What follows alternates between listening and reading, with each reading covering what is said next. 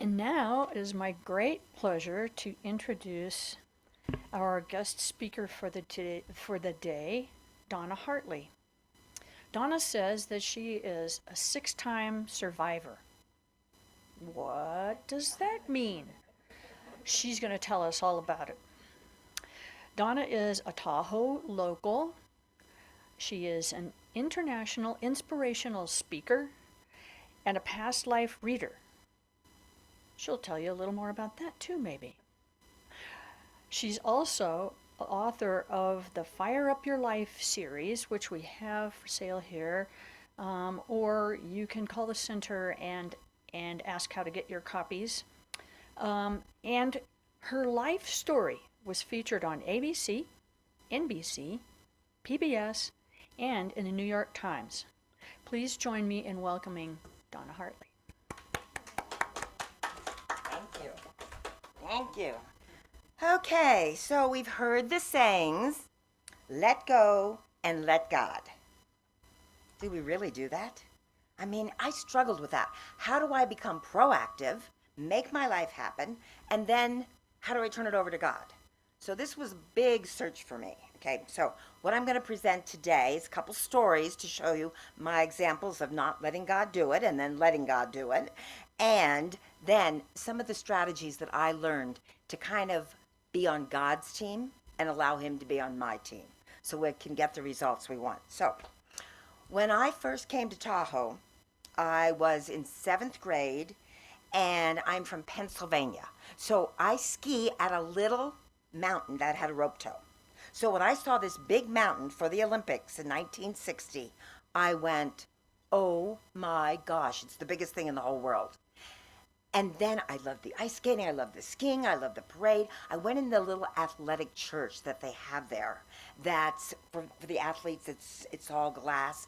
And I prayed and prayed and prayed to God and said, this is where I want to live. This is it. I mean, over and over and over. My intention was very clear. Okay? Okay, went home, back to Pennsylvania. Graduated from high school, went to college in Montana. Okay, I skied. Okay, then there was a destiny in Hawaii, so I went to Hawaii because I wanted to surf. Then I graduated from Hawaii. I became Miss Hawaii. Then I went to LA to be an actress. Okay, at least I'm in California now, right? I'm closer to Lake Tahoe. But being an actress was what I wanted, so I studied, I worked on it. But every winter, I would come up for 3 weeks because my brother had a home right near the ski hill. So finally, after a few years, things got not so good in LA. The boyfriend broke up, there was no money, I wasn't getting the acting parts I thought, and then it was like I really thought of suicide. I really said, I don't know what to do with my life. I don't know what direction. So I got an opportunity to go back to Hawaii to MC the Miss Hawaii pageant. So I was going to leave Los Angeles and fly over there. That's the day that changed my life forever. Slide, please. Okay, so as you can see from this slide, this is what you call a wake-up call. Sometimes God has to hit you right over the head. I was the last survivor that came out of the rear section of that aircraft. By the way, my seat was on the other side, but when I checked in, my little intuitive voice said, change your seat, change your seat. I thought, why? I changed it to this side on an aisle seat. That's what got me out. The last part of this plane, that's the slide, but mine went first. It was that near-death white light experience. So after that, I testified, I changed safety regulations. I went from being an actress to a speaker at that moment. My life changed again. And then they sold my building. I said, I think I got it now, God. I'm supposed to go to Lake Tahoe. So finally, I moved up here, ski lease cabin, 13 people. And after 6 months, I said, LA's over. Yes, we get the messages, we get the intuitiveness, but do we listen? It took me forever. I love living in Tahoe. It is the best thing. I set that intention as a young child, but it took me a long time to make that intention come clear. Now, there's another story. So this happened during the pandemic, but this one I listened closer. I wasn't feeling, something was off during the pandemic in the house, right at the beginning. And living in Tahoe, it's cold. My hands were cold, my feet were cold. My intuitive voice said, something is wrong with your heart. You heard I was a 6-time survivor? As a child, I was in the hospital fighting for my life. I had malnutrition for 10 days to come out of that coma. Then at 16, I had my first heart procedure. Then the plane crash at 30.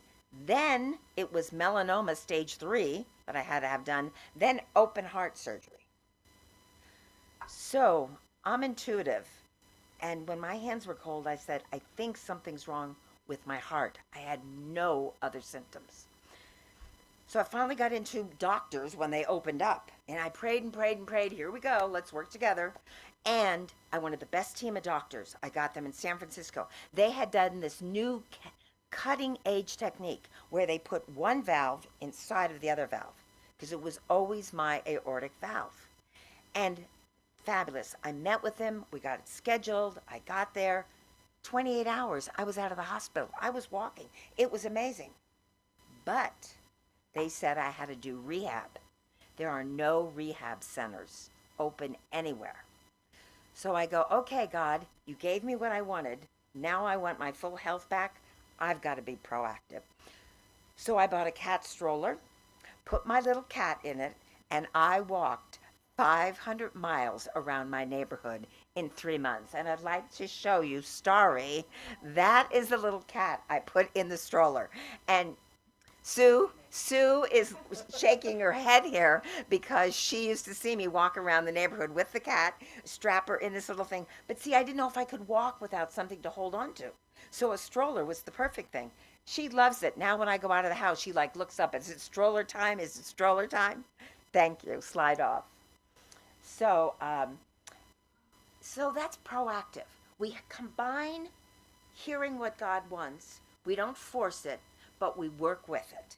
So here are the steps that I've learned about raising my energy and my intuition and listening to God. The number one thing to work with God, let go and let God, is get your intentions clear. Say to yourself what you want and know what you want. Now, you don't have to work all the details out. Remember how I moved to Lake Tahoe? But I got hit over the head at the end, right? But set your intentions. And I set my intentions. I talk to my ceiling a lot. I talk outside a lot, but these are my intentions. So we can work together on this, okay? But sometimes it doesn't come in the right package that you think. I wanted to be an actress. I'm a speaker. I'm on stage. Okay, it's just a little bit different. So you also have to be flexible. Number 2, to really let go and let God, is meditation. You've got to slow down so the words and the thoughts can come in, the new ideas that you want. Because if you don't slow down, you're going so fast, God can't get to you. People say, how do I get messages? I say, I slow down. So what I'm asking everyone, you have 168 hours every week. 1 hour. If you do meditation 3 times a week. I know we're supposed to do it every day, but who's that perfect, okay? So 3 times a week, 20 minutes, 20 minutes, 20 minutes. You've got it. That's all you have to do. Just slow down. I don't care if you sit on a rock and look at the water. I don't care if you listen to music or a guided meditation or a silent meditation. Whatever it is, so you connect with yourself and with the higher source. So that's a practice. That's something you should begin. It's easy. Find the time that works for you. 3 times a week. Okay.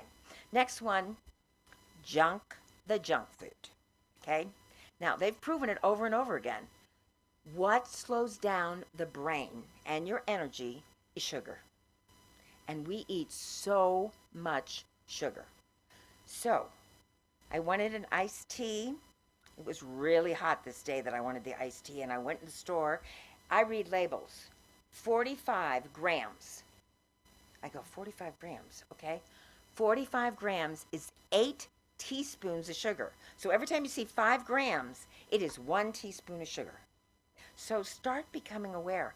Cut down your sugar to a minimum. If you could keep it at 15 grams a day, which is impossible sometimes, you will feel better. They've proven it. The brain will unfog. You'll think clearer. You can have more action. You have more energy. You'll lose some weight.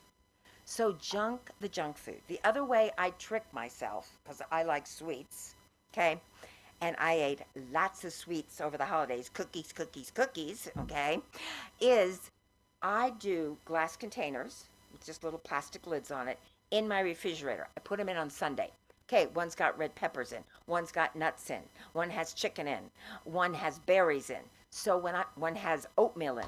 So when I want something, I just pull it out, because otherwise I use the excuse I'll just grab something quick, fast food. I've got it right there. That's how I trick myself. So the junk food. Next one, get outside. I mean, Tahoe's the perfect example. You can get outside, you can walk, go to the lake, whatever. The Native Americans did it all the time. They walked and they walked. They walked through the fields. They had the fresh air. They could smell it, the sun, the moon. We have to get back in touch. Anytime I'm searching for an answer, I get outside. I don't care if it's cross country, downhill, on the lake, but that's where I get my messages. That's where they can come in, because I'm calm. Grateful. Every single solitary day, be grateful. Grateful for the little things. Grateful for the snow. Grateful for the sunshine. Grateful that I feel wonderful today. Whatever it is. It doesn't have to be big. I always say them at night too when I go to bed. But I find out I'm saying grateful more, and my day goes smoother.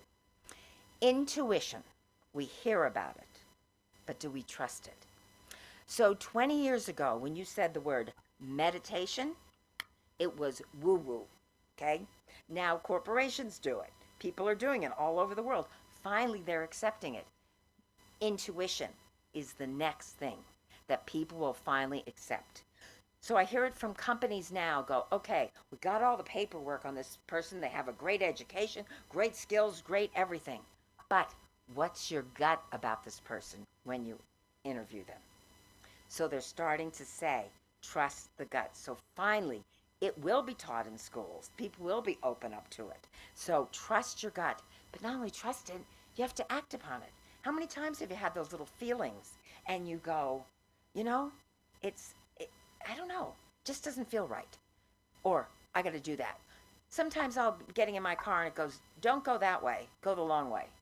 I don't even trust it. I don't even question that. I trust it right away. I go the long way. And then I heard traffic was jammed the other way. So those little things can make a difference in your life. That's how you connect to God. That's how you work together and let go and let God. And the other one is raise your energetic vibration. So I want the chart on this one, because when I found out about this made a big difference. So please put up the slide for the chart. Okay, so this is by David R. Hawkins. And what he did was, it's the level of consciousness. So unfortunately, most Americans are at the 200 level. That's all we're at. So what I'm saying is, look at the bottom. People start with shame and guilt and apathy and grief. Okay? You get fear, desire. Finally, you get to courage at 200. That's where most Americans are. But you want to get past to being neutral about things. So instead of saying it's wrong or it's right, and then getting acceptance that, yes, life's not perfect, but this is what's going on now. And then reasoning, understanding both sides. Getting to love. Oh my gosh, unconditional love. Imagine if we all got there. That's really accepting people, places, life. And then joy and peace. Forget about the Enlightenment. Enlightenment goes from 700 to 1,000. That's a Mother Teresa state. But if you could work on these lower levels. See, now what happens? We get up here and we're reasoning. Then all of a sudden we get mad and angry at someone and we come down to 150 points. Okay? Then you got to work yourself back up. So now that I've seen this over and over again and understand the concept of it, because you can't communicate with God at those lower levels. You're holding fear, you're holding anger, you're holding disappointment, you're holding why me? And he can't get to you. So you've got to raise that level. And we've all known what unconditional love is. We've felt it at moments, okay? But to live in that state, we've all known what inner peace is, but can we live in it? And we've all known what that joy is. So this is something to work for. And I know you can probably find it online also. Um, but they did this study, and I really think it sums up where we are, where we need to go, and being accountable for raising our energetic vibration, which makes the difference. Okay, and the last thing that I want to talk about when you raise your energetic vibration and you let go and let God is I have 10 guideposts to living wholeheartedly. The first one I give you is negative, then I give you the solution. Okay? You want to release what people think of you because then you're always in that worried state.